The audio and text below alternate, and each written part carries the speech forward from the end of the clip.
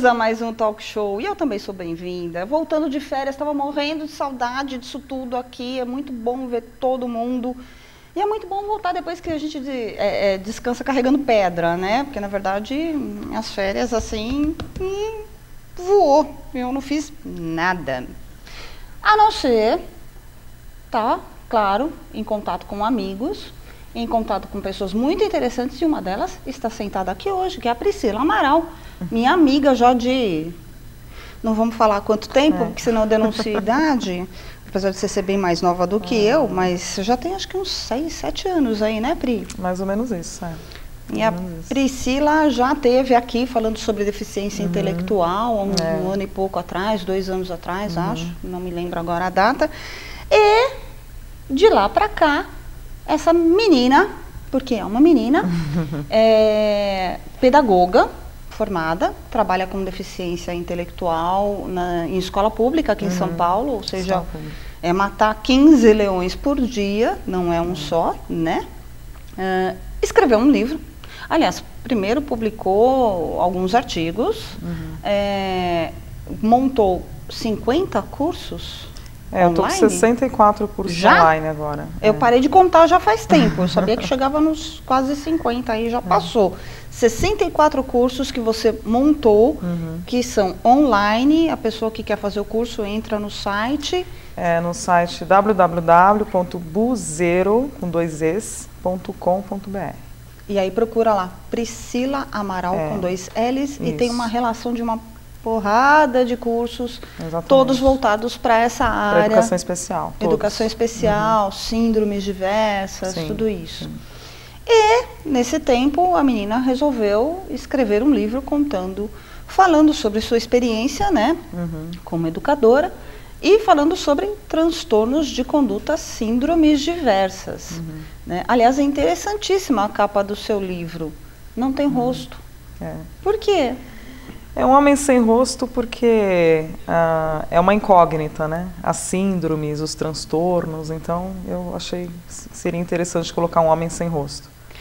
Vamos lá, então vamos contar para o povo lá de casa que está assistindo o que especificamente trata o seu livro.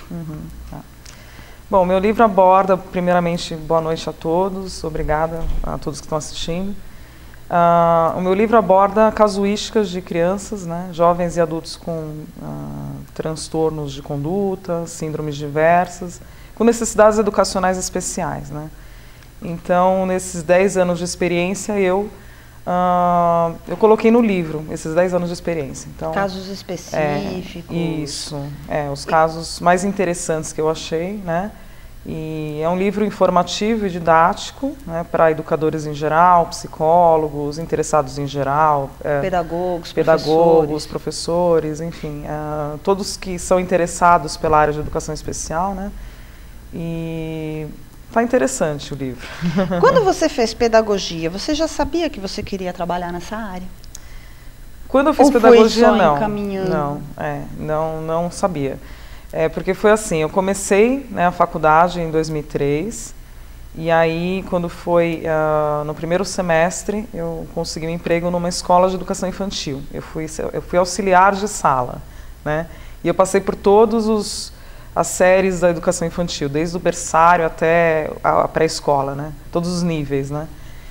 E aí depois eu acabei saindo de lá em julho, mais ou menos, foi junho, e aí em julho, agosto, eu comecei a procurar emprego em outras escolas.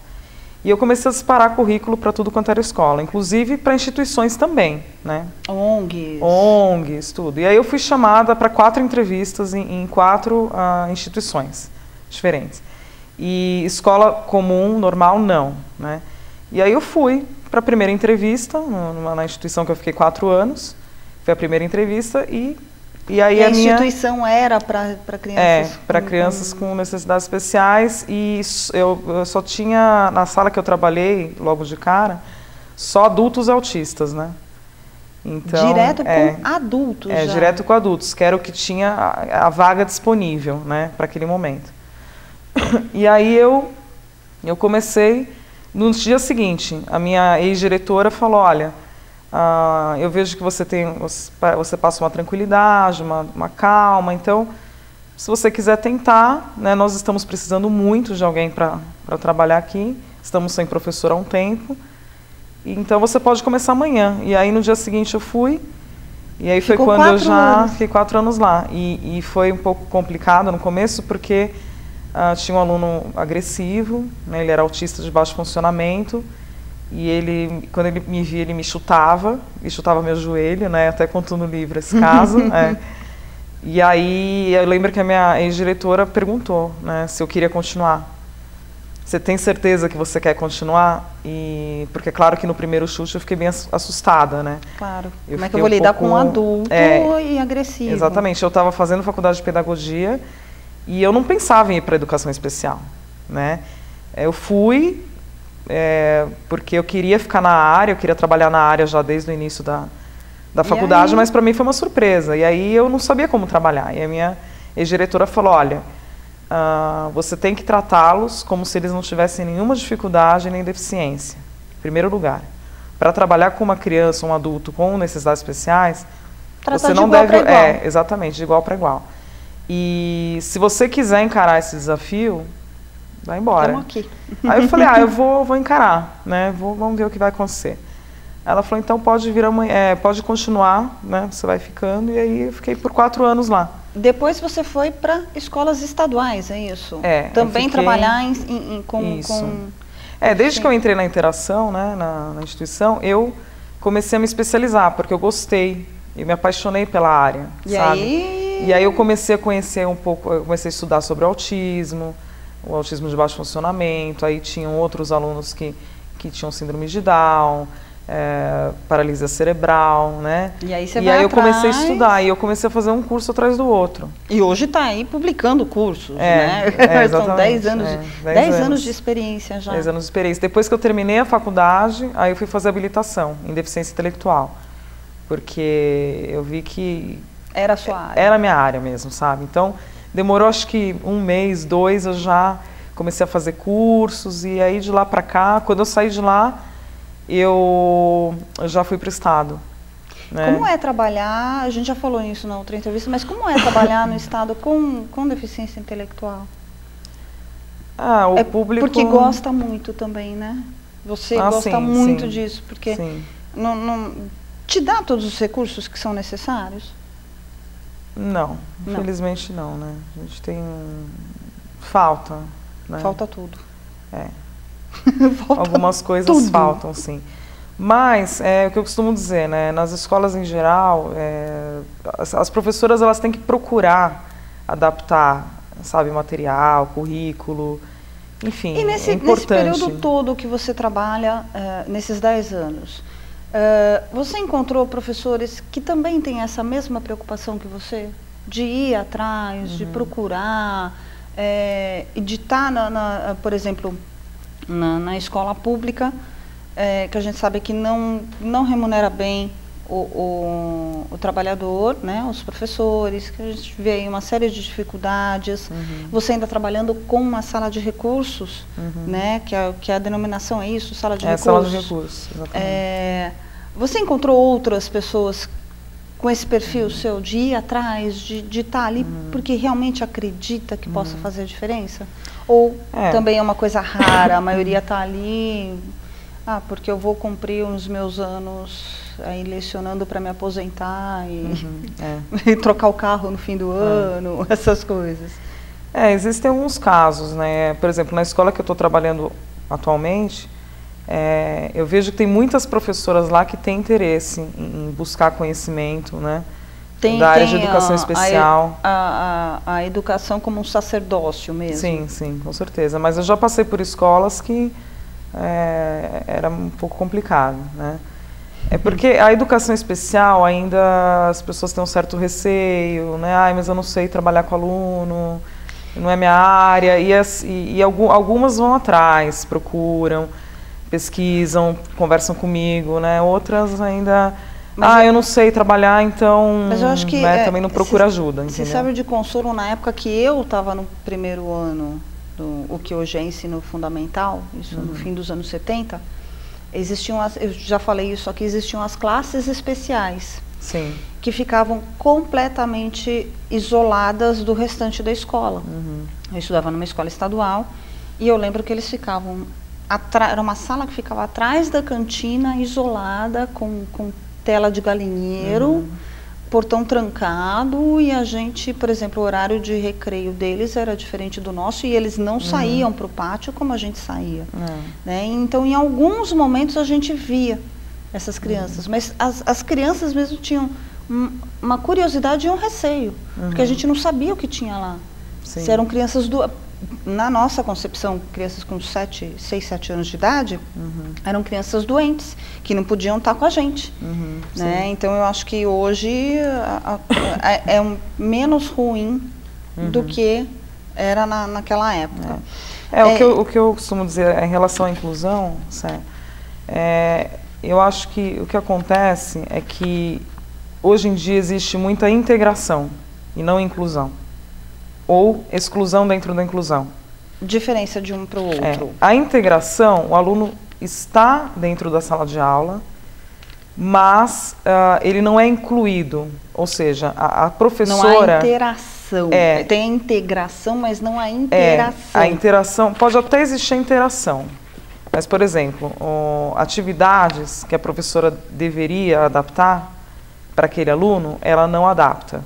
E esse aluno fica... Ela faz para a maioria e ele que tem que te acompanhar. Exatamente. Então, ele fica excluído, né, dentro da sala de aula. Por não conseguir acompanhar. Agora, as crianças conversam, então ele pode até interagir. Né? Então, está trabalhando a socialização, que é importante, que eu acho que é o mais importante da inclusão. Até para a quebra do preconceito, né? Exatamente, para a quebra do preconceito. Muito. Agora, tem muita gente que ainda defende, né, a sala especial, acha que a sala especial deveria voltar, mas a sala especial, ela segrega. Ela segrega mesmo. Eu trabalhei em sala especial em 2007. Porque as pessoas... eu não sei se é eu acho que talvez seja fruto de preconceito mesmo, essa segregação. Né? Eu não consigo achar o termo, mas eu acho que seria fruto do preconceito. Porque hoje a gente vê tanta gente batalhando por uma inclusão, para que realmente haja essa quebra de preconceito, para que haja uma sala em que todos aceitem aquela pessoa com uma deficiência de forma igual. Aliás, tem um caso, né, aqui que a gente já vai falar. Eu não sei, eu acho que essa coisa da sala especial, pelo nome, já exclui.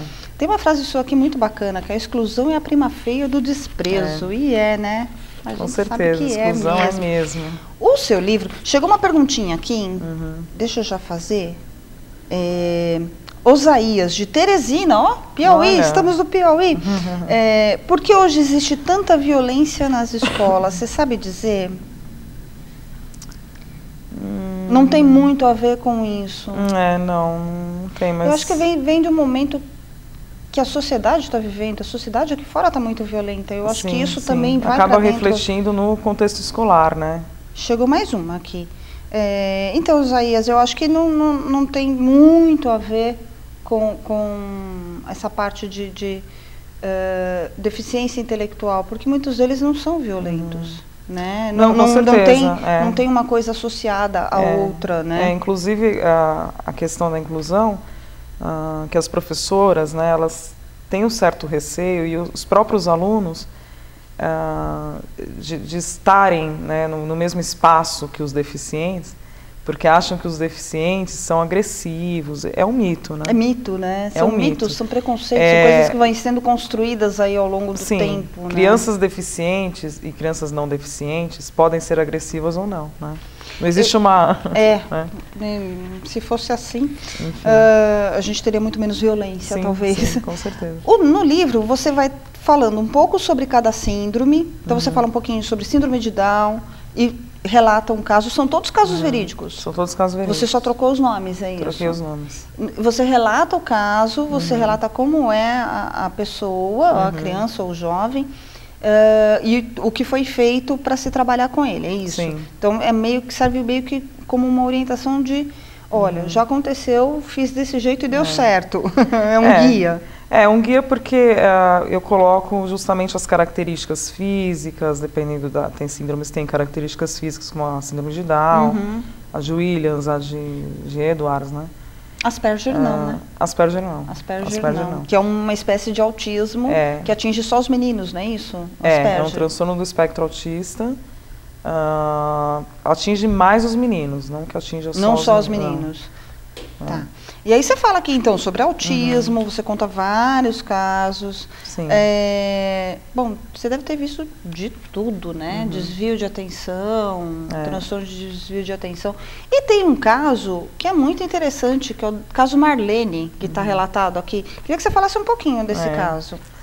Então, o caso Marlene é o seguinte, era uma menina que eu trabalhei, fui professora dela acho que em 2008, e numa escola estadual já, né? Eu já estava no estado. E ela tinha uma deficiência física, né? Então ela tinha uma perninha menor que a outra.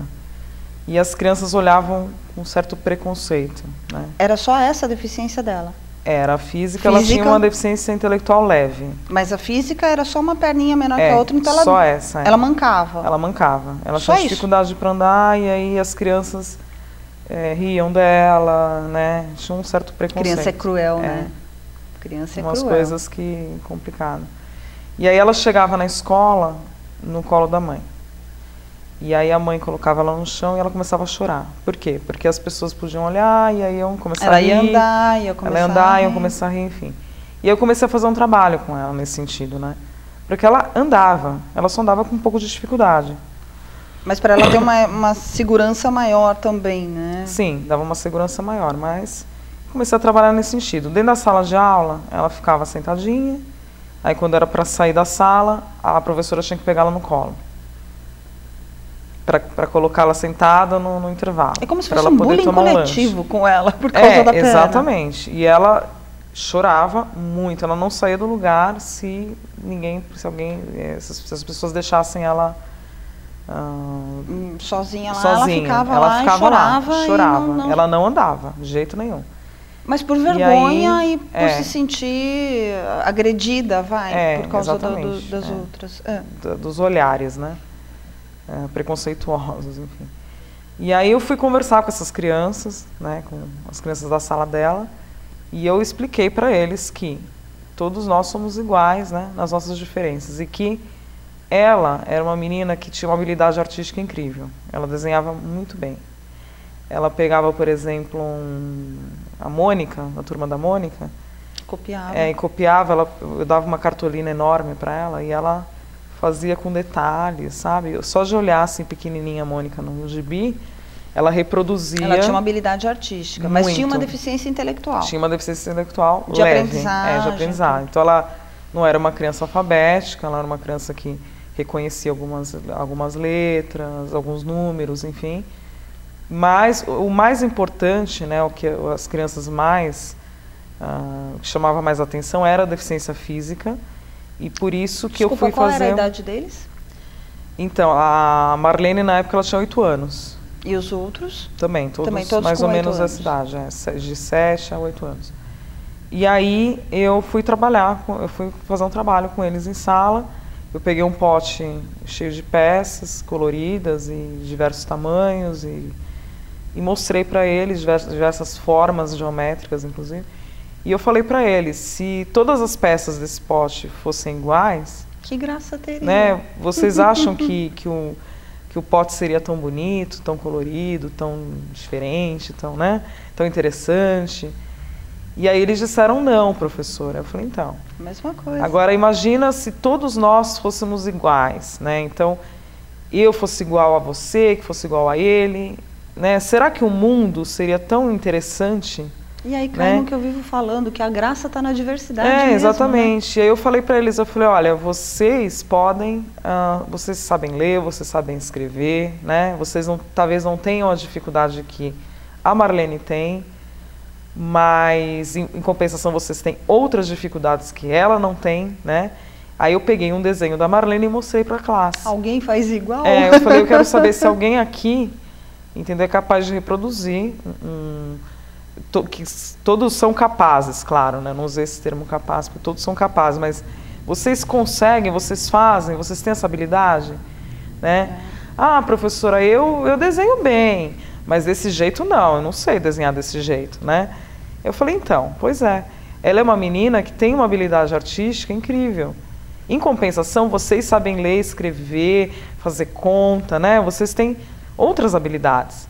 E ela tem essa dificuldade, mas vocês também podem ter dificuldade em história, em geografia, né? De repente, amanhã ela pode não ter mais ela pode desenvolver, né? E aprender tudo que vocês aprenderam, né? Então, eu acho que, né, vocês devem respeitá-la. E eu não quero mais saber... Você deu uma chacoalhada, deu uma chacoalhada neles. Eu não quero mais saber de, saber vocês olharem com diferença, tá? Porque ela é igual a vocês, ela tem dificuldades, vocês também têm.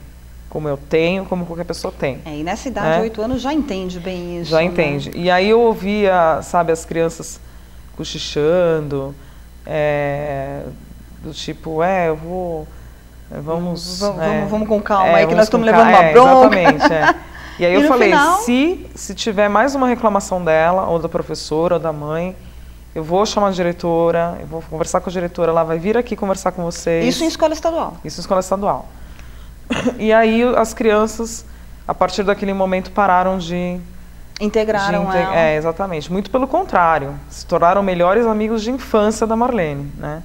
Porque ficavam de postura radical. Total, no recreio, todo mundo queria ficar com ela. E no final, acabou dando tudo certo. Acabou dando tudo certo, aí algumas crianças até chegaram para mim depois e falaram, professora, ela é muito legal, ela conversa legal, vencendo o preconceito, então, né? Exatamente, porque na verdade era um preconceito. Chegou uma outra mensagem legal aqui, da Diná. Gostaria de dizer que com esse livro irá ajudar um pouco mais a visão dos professores e que faça com que esses alunos sejam ainda mais incluídos em salas e em seu meio social. Realmente, porque você vai contando vários casos, né? E você, eu vi que tem muitos casos de autistas, né? E são vários graus no espectro autista, é isso? Você tem de todos os tipos. O autismo tem o autismo de alto funcionamento, que não tem a deficiência intelectual. O autismo de baixo funcionamento, que tem de leve a severa, né, deficiência intelectual. Tem o síndrome de Asperger, que faz parte do espectro autista, que são pequenos gênios, digamos assim, né? Só que eles têm... tinha, né? Dizem que alguns famosos tinham a síndrome de Asperger. Só que eles não interagem, né? São fechados. Eles são fechados, eles têm algumas manias, como o autista clássico, né? Apego a determinados objetos. Não tira isso de mim, que isso é meu. Aliás, ainda bem que eu peguei isso, né? Foi aqui no Impulso. Lançamento oficial do livro é agora no fim de semana. Sábado agora, dia 15 de junho, na Livraria Martins Fontes, na Avenida Paulista. O braço está curto. Aqui, Livraria Martins Fontes, na Unidade Paulista, que é na Avenida Paulista 509, sábado, dia 15, das 15h30 às 19h. Pode comprar o livro lá e você já autografa. Esse daqui é meu, já está autografado. Inclusive, no agradecimento, ela cita meu nome, tá? Só assim de passagem, de leve, para vocês saberem. Mas é porque é uma grande amiga, porque é uma pessoa que tem um trabalho que eu acho maravilhoso, é um tema que eu gosto muito, né? A gente já teve várias conversas sobre isso. E eu acho que, assim, você... principalmente trabalhando no Estado, em escola pública, com a visão que você tem de realmente dar condições para que essas crianças ou jovens, ou, se chega a pegar adultos em instituição, né, para que elas tenham uma vida melhor. Porque, na verdade, você vai estar dando condições para ela, ou ferramentas para que ela possa conviver em sociedade, né? Para que ela possa aprender, para que ela possa se desenvolver. Né? Inclusive eu queria até, que eu disse anteriormente, que o Estado, né, às vezes deixa a desejar na questão de material, tudo. Mas chegou um material bom para a sala de recursos que eu trabalho. Aparelho de som, DVD, televisão, brinquedos, diversos jogos. né? Então, eu acho que agora, eu não sei, eu tenho a impressão de que as coisas têm melhorado. E a questão né? também do professor saber trabalhar isso, Sim, né? sim. De também utilizar esse seguro. Não adianta eles estarem lá se a pessoa não sabe utilizar também, né? Tem mais algum caso interessante, alguma coisa assim? Pode até estar num livro que você queira dar uma passada rápida, assim. Não sei, algum síndrome de Down. A gente teve aqui, a gente teve há pouco tempo o filme Colegas, né? Que acho que também desmistificou isso tudo. Caiu o mito de que quem tem Down não é capaz. Que essa era a visão que se tinha lá no começo dos anos 70, nos anos 60, né? De que quem tem síndrome de Down não é capaz de viver a vida plenamente. E hoje a gente não vê isso. A gente teve o filme Colegas, síndrome de Down, pessoas portadoras de síndrome de Down atuando. Você tem bailarina, fiquei sabendo de uma bailarina, mas você olha, parece que com o tempo até as feições mudam, elas ficam mais amenas. Teve algum caso que você pegou assim? Teve um caso interessante de um síndrome de Down, uma menina com síndrome de Down, que me chegou um laudo de um psiquiatra infantil dizendo que associado à síndrome de Down ela tinha autismo. Os dois juntos? E eu achei muito interessante. Por quê? Porque o síndrome de Down, ele é sociável. E o autismo não. E o autismo não. Só que ela apresentava algumas características autísticas. Então, por exemplo, ela tinha mania de gibi. Então ela dormia com todos os gibis. E ninguém podia tirar da cama dela. Senão ela se tornava agressiva. Ela ficava, irritada, brigava com a mãe. Então, foi interessante esse caso, porque eu nunca tinha conhecido uma criança que, associado à síndrome de Down, tivesse algum grau de autismo. E essa criança apresentava essas características, né? Achei interessante esse caso. Bom, ser humano... Agora o desfecho desse caso aí é só comprando o livro. Eu ia perguntar agora, você estava no livro, por ser um caso interessante, né? Só falei um pouquinho do caso. Só um pouquinho. Eu acho que assim, o livro relata toda essa sua experiência, né? E vai servir aí como um guia, acho que um bom guia para educadores e para pessoas que são cuidadores também, né? Sim. Pessoas que convivem com crianças, jovens, pessoas com síndromes diversas. Pri, a gente já está chegando no final aqui, sabe? As coisas aqui voam, passam assim, voando. Algum recado especial que você queira? Gostaria de deixar um beijo para os meus pais, né, que devem estar me assistindo agora. Para Milena, para Diná, a Camila Casella está ali aqui, fazendo assim. Então eu não vou mandar um beijo para a Camila porque ela está aqui comigo. Um beijo, Cá. E agradecer, né, por todos que assistiram, convidá-los, né, mais uma vez para o lançamento do livro. Estaremos lá. Martins Fontes, Avenida Paulista, número 509, junto ao metrô Brigadeiro. E para quem não puder comparecer e tiver interesse em adquirir a obra, o site é www.allprinteditora, allprinteditora.com.br. Está também no site da Martins Fontes, que é www.martinsfontespaulista.com.br, tá? E para quem quiser adquirir diretamente comigo, né, autografado, tudo aí, entre em contato através do e-mail priscamaral@uol.com.br. Tá aparecendo aí que eu mando embaixo, por correio o exemplar autografado, tudo bonitinho, para quem não puder comparecer no lançamento. Então, lá no lançamento vai estar vendendo também. Vai estar vendendo vendendo também. Pode comprar e já pega um autógrafo. Já pega um autógrafo, chique, né, autógrafo. Né? Chique, já autografa. Pri, parabéns pelo seu obrigada, trabalho. Sé, Sei obrigada. que vai vir um outro trabalho, sim, um outro livro aí em breve, né? Que você vai estar expandindo isso. Então vamos ficar de olho aí, pessoal, porque vem mais coisa interessante. E assim, esse é o meu, que eu acabei de ganhar, que eu vou ler, mas assim, só de dar uma passada de olho, passada mesmo, porque sem óculos eu não enxergo nada. Ultimamente eu não ando enxergando muito bem. Já vi que tem vários relatos interessantes aí. Então, pessoal, é isso. Sábado que vem, na Editora Martins Fontes, lá na Avenida Paulista. Vamos lá, vamos comprar o livro e vamos derrubar essa barreira dos preconceitos, né? Com certeza, a exclusão é a prima feia do desprezo. Viva a diversidade. É isso. A graça da vida está nisso, né? Pessoal, até o próximo talk show. Acabou, já era. Obrigada.